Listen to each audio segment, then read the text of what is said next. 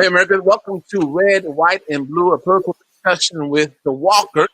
We have former Senator Charles W. Walker and Champ Walker, his eldest son. I believe he's the only son, but both of them have been established in the political community there in the great state of Georgia. Senator Walker has been Senate Majority Leader for a senator and a state elected representative for a number of years previously, and an extraordinary successful entrepreneur in the great state of Charlotte. Some would argue, the great state of Georgia, some would argue one time was the most powerful politician in the state of Georgia. And then we have his son, his namesake, Charles Champ Walker.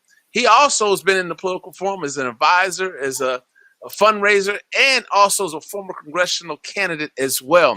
And today, Georgia is on the minds of America. And so we thought that we would have this discussion, red, white, and blue, about the state of affairs in Georgia and really going back a little bit to get a better understanding. But before we get started, I want to ask a question to this young man here, Charles Walker. Who is Charles W. Walker? Charles W. Walker is a young man from Burke County, Georgia. Born and raised in Burke County, lived in Augusta, Georgia all my life. I am one who pay attention to the environment in which I live, which includes political environment. And those of us who are fortunate enough to get in the political game understand that those who are in the room, they're in the deal. If you are not helping to prepare the agenda, you're probably on the agenda. So I've learned that, and if they ask me a question, who is Charles Walker, I would say he's just a country boy from Burke County, Georgia, with great ambition and a great life. All right. That's a country boy from Burke County. He's an humble man as well. And so, who's this guy right here sitting there next to you? Who is Champ Walker? That's my eldest son. Your eldest son? He's the one with the bulldog tenacity. He will grab something and never turn it loose. All right. I love it. Champ, man, it's good to see you, man. Tell us about who are you, man? Your dad says you're the bulldog. Tell us about you. Well, he's the trainer of that bulldog. And I wasn't born in Burke County. Uh-huh.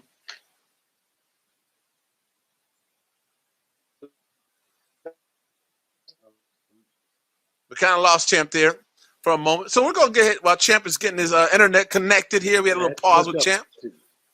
Oh, there you go. You're back. Champ, we lost you for a second, man. Come back and tell us who you are again, please. City, Augusta, Georgia.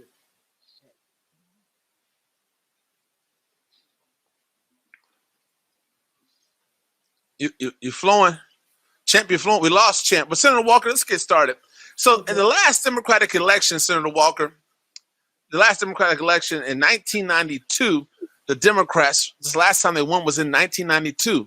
And during that 1992 election,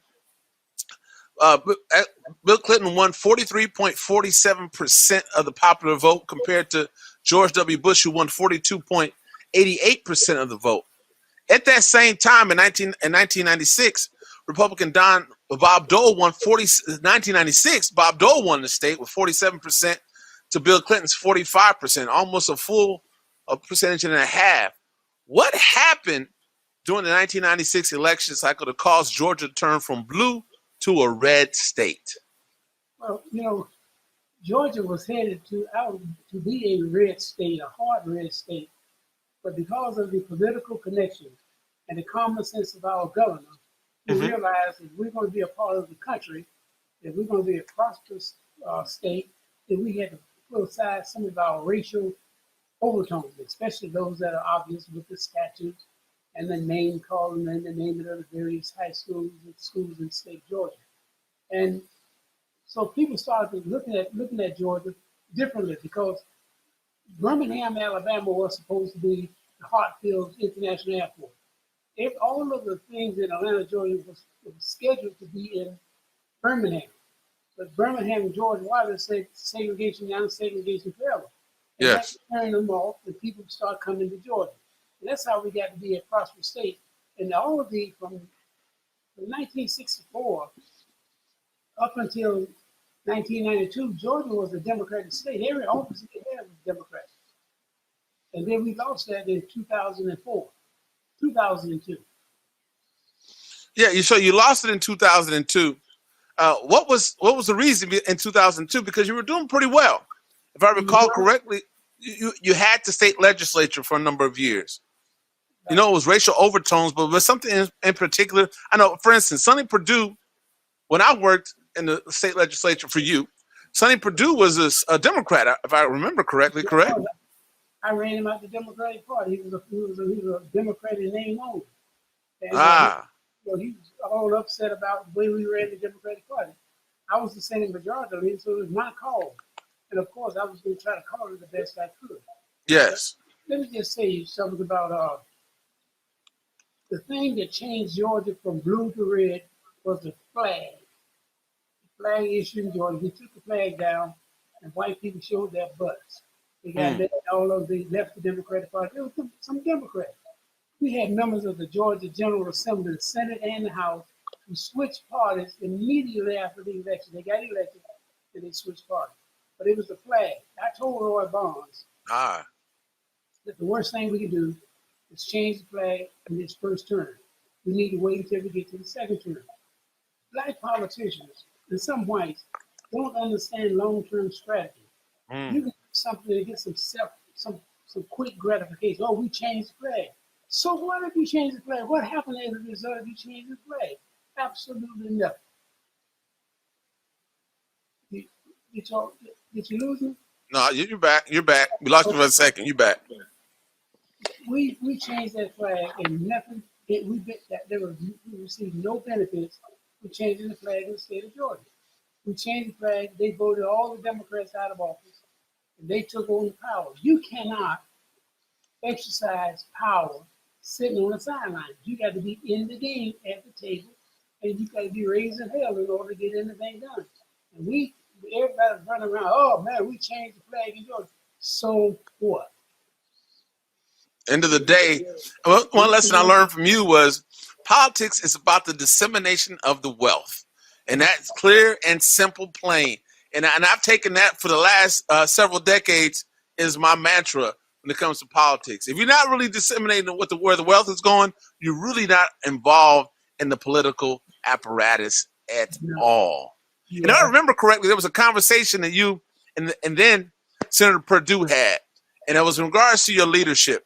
And that sticks to my mind too. I don't know if you want to talk about that because that's between two gentlemen. If I remember correctly, he said something about he would never serve under this type of person. If I remember correctly. Yeah. Yes. So we had a lot of arguments. Sonny Perdue was used to dealing with black people who would submit to his will, and he could not understand how I was fortunate enough to become the majority leader and wanted to be independent. Well, my father taught me a long time ago, and I try to teach my children, you can't be politically successful unless you own yourself. By that, I mean this. There's no need of people walking around talking about they're a politician if they're broke. A broke man cannot be a good politician because he has too many personal needs that they need to attend to. Yes. So what you got to do is find a way to own yourself. Then you can participate in politics through a sale. But if you're begging in one hand and begging somebody to give you something, you'll never have power. Period. I do not believe that I need to go to the governor and ask them to do something when I was Senate Majority Leader. I thought that I was the Senate Majority Leader. I could just do it automatically. And guess what I found out? I could.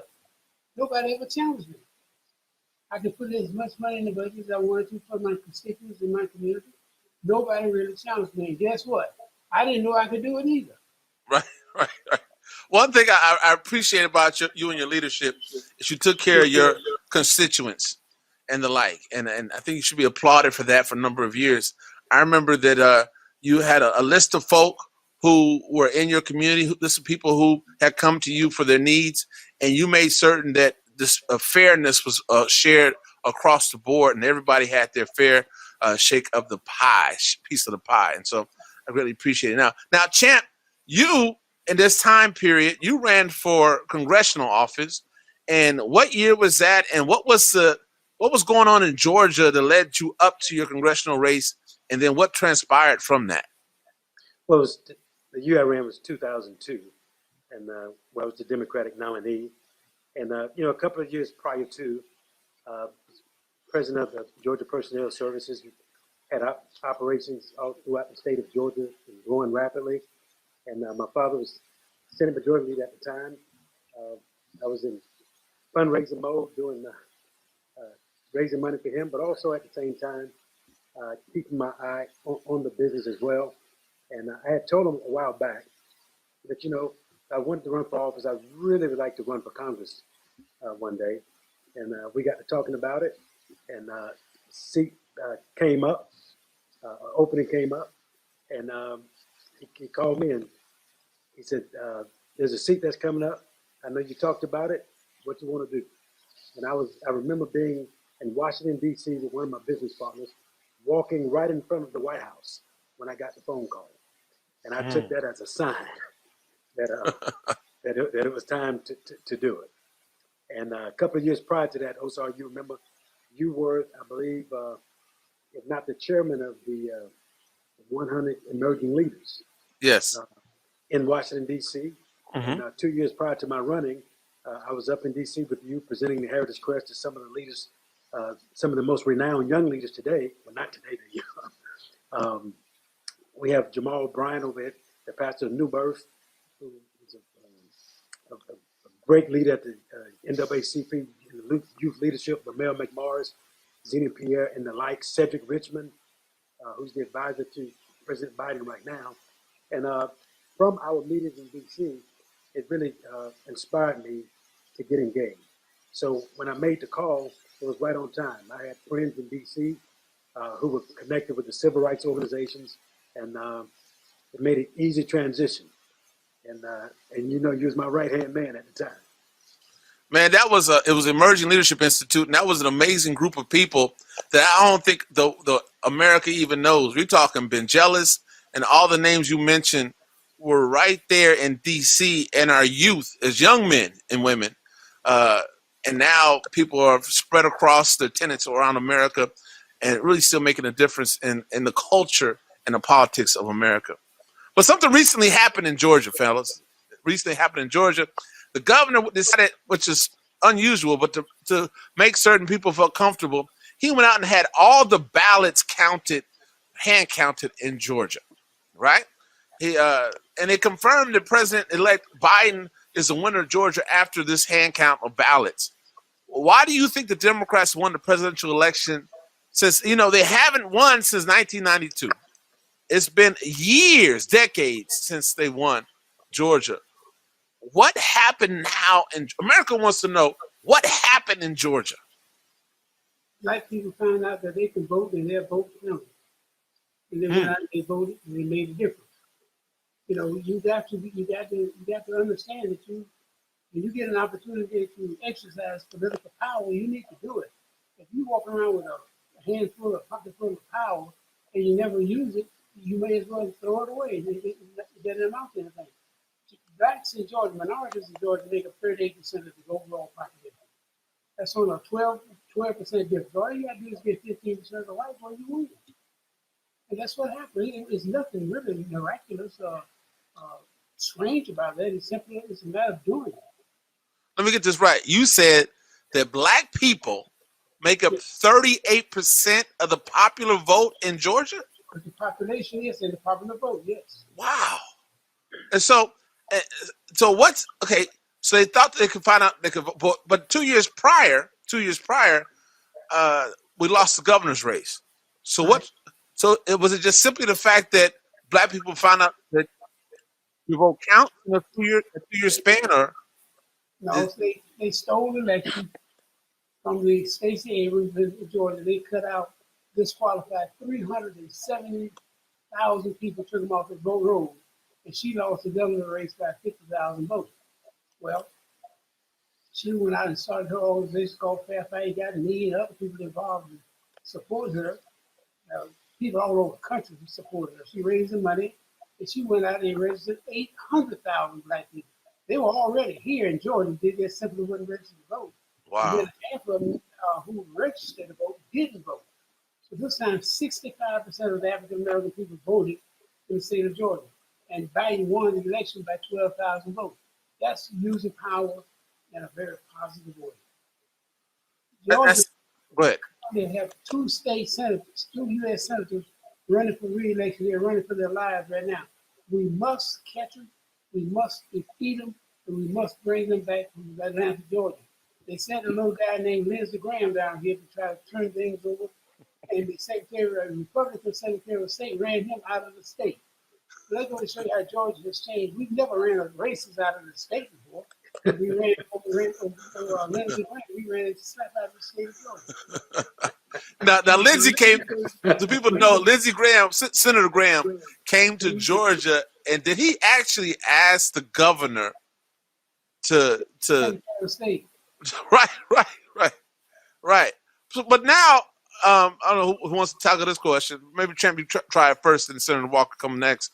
Now, Trump is considering challenging the outcomes of the elections in Georgia, in Michigan, Georgia, and other states. Do you think he has a chance to change the outcome of the overall election by going after these states? Yeah, of course. There's no question about it. Trump can do anything. No, absolutely not. Okay. I didn't expect that answer from you. It's a waste of time. Challenge after challenge, he's lost, and it's absurd. If you look at what the judges are saying, right now he's just being vengeful and wants to destroy Democrats, and he's just simply lost it. There's absolutely no way out. If you look at the margins, in Pennsylvania, he lost. I mean, Biden only needed to win Pennsylvania, and that was it. And so, no matter what happens, he can't come back. The numbers, he's gone. Just a waste of time. It's a waste of time. Senator Walker, what's your take on that? What is his chances of overturning these states or any other states through the state legislatures? He's not going to overturn anything. Trump ain't nothing for Trump. Trump is just we taking the Biden. Biden has made his comment. He said that bulldogs don't bark at fight, and Trump is a fight. He don't do it bark loud, but he doesn't bite. It ain't nothing to him. He's a coward. He's a punk. He's a terrible dog. And if we don't watch him, he will take this country and turn it into a communist country, and he can join up with Putin and all those boys. He wants to be a big dog, but he ain't never been a little puppy. He's nothing but a little puppy. That's all. Now, but as a little puppy, he's supposedly a wealthy person. Suppose he's a wealthy billionaire, but we know for certain he is still the sitting president of these United States of America. Yeah. So he's a powerful puppy, though, right? So, but that means nothing. His power. He ain't got no money. He ain't got 2 quarters to rub together that's not mortgage. Yeah. He got it pawn. He should own up a pawn shop. Because everything he got in that pawn. He didn't have no money. The reason he got to raise the sand and talk about he's not crazy. But the reason he's talking about that he won the election, he know he didn't win no damn election. And so, but he's still talking that. But the reason he's doing it is to raise money. Yes. He got a lot of people out there, poor whites and a lot of upper middle class whites support it. They'll send him $5, $10, $20. He got 70 million votes in the country. If each one of them send $1 a month, that's enough money to take care of his children for 6 weeks. Because they're big spenders, Right. They are big spenders. Moving forward, now this is really important because this is it's historic. Biden holds on to winning Georgia. Georgia, if you look around on the map, the electoral map, you see red everywhere around in the South, and you see this little patch of blue, just a little patch of blue in Georgia. What's it going to take for Democrats to keep Georgia? We got to keep Georgia. We got to be progressive. Georgia is a progressive state. It's located in the South. So you can't consider Georgia to be the same as Alabama, Mississippi, Tennessee, and Arkansas. Now, what I would recommend is that those states, the southern states, excluding Georgia, all the rest of the southern states, they formed a coalition and they just set up their own country. That'd be all right with me. Yeah. I mean, now, now, I don't even know where to go with that one. But okay, so that's sedation. So should we go ahead and then have, because it's been tried before. We call it the Civil War. That's right. And so we've tried it before. Do you think there's a reality? Because there's a lot of talk in the community that there was going to be some sort of civil unrest or civil war to take place. Do either of you imagine that it's possible to form this new South, what Senator Walker said? Is that a reality? They're just as crazy today as they were back in 1864, 1862, when they started the Civil War. Abraham Lincoln inherited the war. These people are not going to be satisfied until they get knocked down or knocked out, because they simply will not accept that. On television today, I saw a lady say that she will never believe that Joe Biden beat Donald Trump unless Donald Trump tells her different. And these people are crazy. So they need to form their own country, get the guns, and let's have a little nice little civil war. That's indeed. That's a little get together every once in a while. And I guarantee you, we end up with some real good white folks down in Mississippi, Tennessee, because the black man that they met during the Civil War does no longer exist. You got a handful of them up there in Atlanta, but they don't exist everywhere else. These people will fight back. Interesting. But they want to have a civil war, let them have it. Champ, you're going to say something? Yeah, I mean, it's a shame that in 2020 we're having this conversation about even the possibility of a civil war. But, you know, my problem has not been with Donald Trump. It has been with, his followers. And he's simply giving them license to hate openly. But, you know, to keep Georgia, yes, we're going to have progressive leadership for sure. If you look at the diversity in the state of Georgia, people of color are moving in every single day. So it's only going to increase. But, you know, Lyndon B. Johnson said once that if you can convince the lowest white man he's better than the best colored man, he won't notice you're picking his pocket.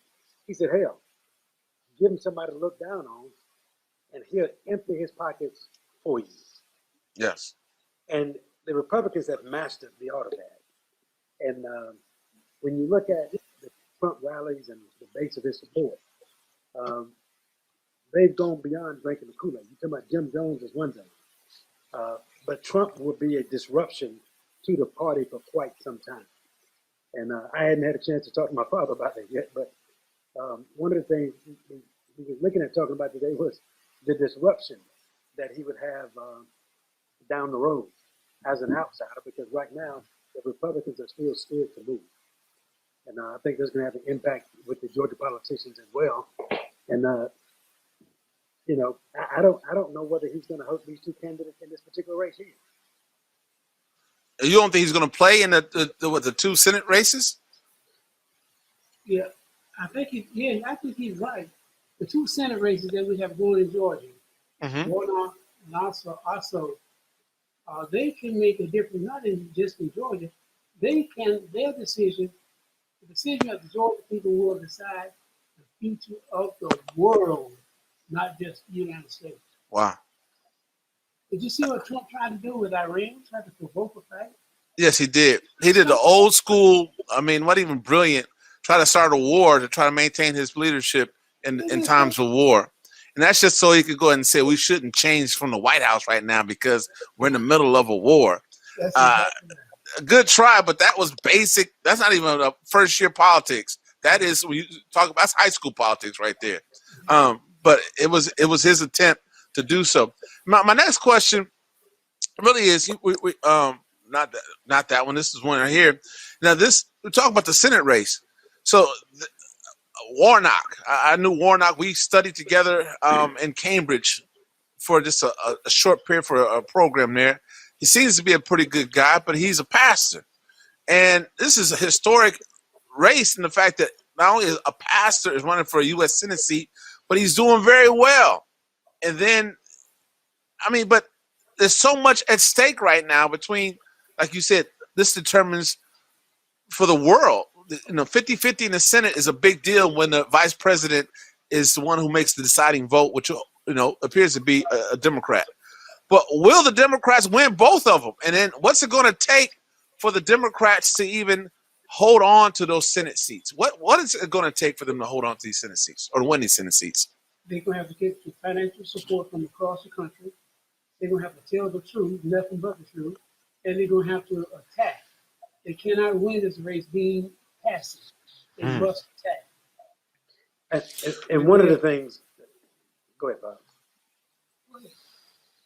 One of the things that we've seen, and I learned back in 2002, is that the Republicans spare nothing in terms of their political attack, their ads.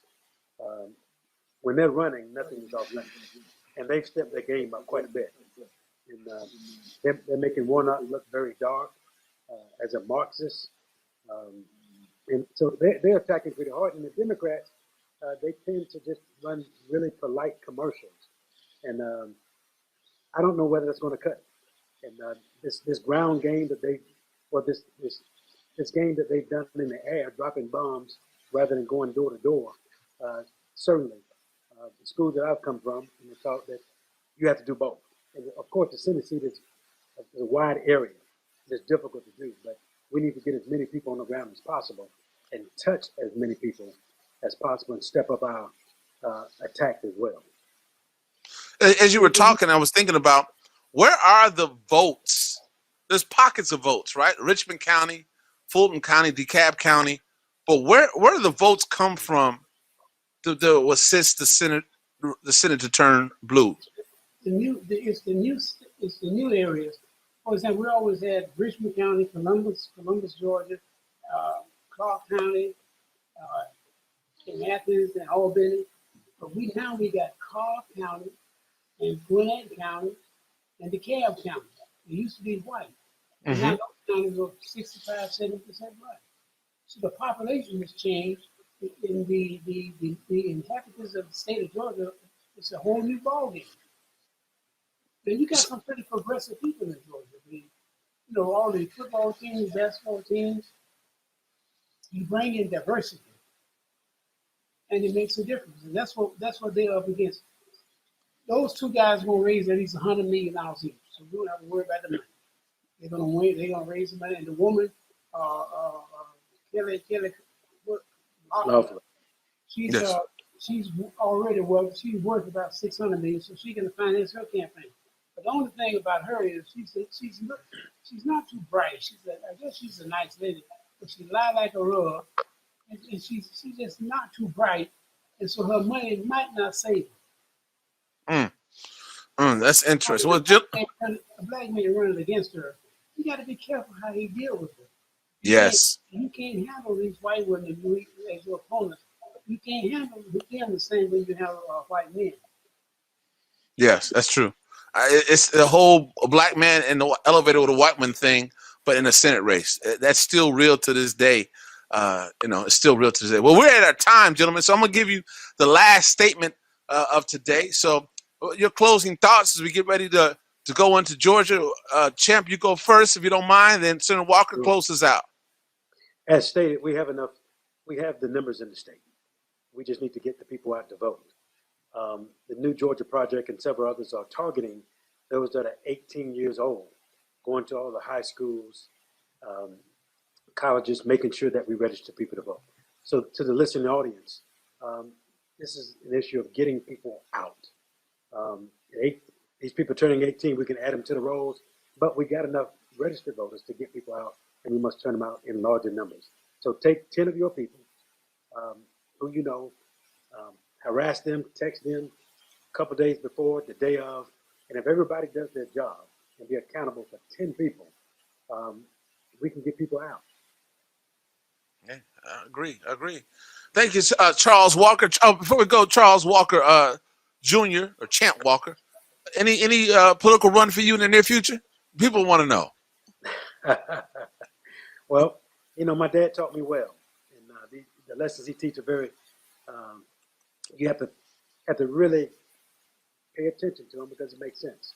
I'm focusing on my business, and when at that time where those dollar signs look like I want them, and because I don't do well with people telling me what to do, and I don't know where I get that from, but it's always open. Yeah, I don't know where you got it from either. I have no clue. I've been trying to figure that out all my life. I remember, and I'm out of time, but I remember Senator Walker, and the move I use from Senator Walker, he has this move that he uses where he'll shake your hand and he'll pull you up close, like 6 inches apart, and he'll look down at you. And that was such a power move, man. That was I use that power move today. But Senator Walker,